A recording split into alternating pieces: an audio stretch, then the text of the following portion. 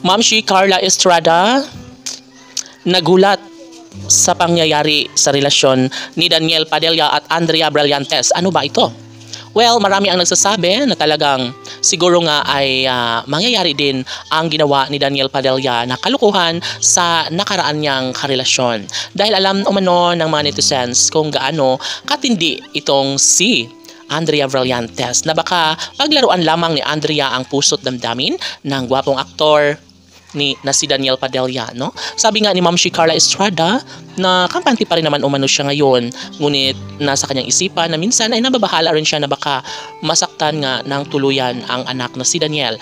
Lalo na ngayon ay sobrang in love si Daniel sa pretty girl na si Andrea Brillantes. Hindi masama ang magmahal, sabi nga ni Ma'am si Carla Estrada, ngunit paano na lang kung talagang sisimulan ni Andrea Brillantes ang mga bagay na hindi nakakabuti para sa kanilang pagmamahalan.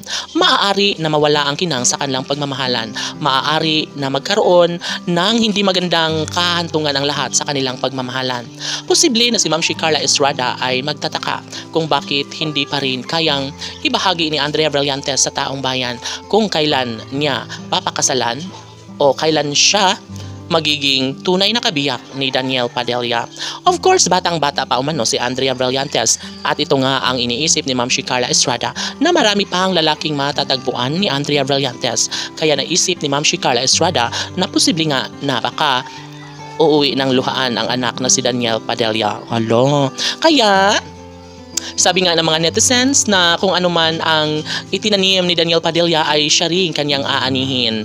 Hindi man nagiging tunay na maligaya si Daniel sa dati niyang karelasyon, ay posible rin naman na magiging ganun rin ang kahihinatnan sa kanilang relasyon ni Daniel Padilla at Andrea Brillantes. Dahil sabi nga ng mga netizens na walang kasiguraduhan kung tunay ba na maka-forever ni Daniel Padilla si Andrea Brillantes. Dahil ito pa naman sana ang pinangarap ngayon ni Ma'am si Carla Estrada.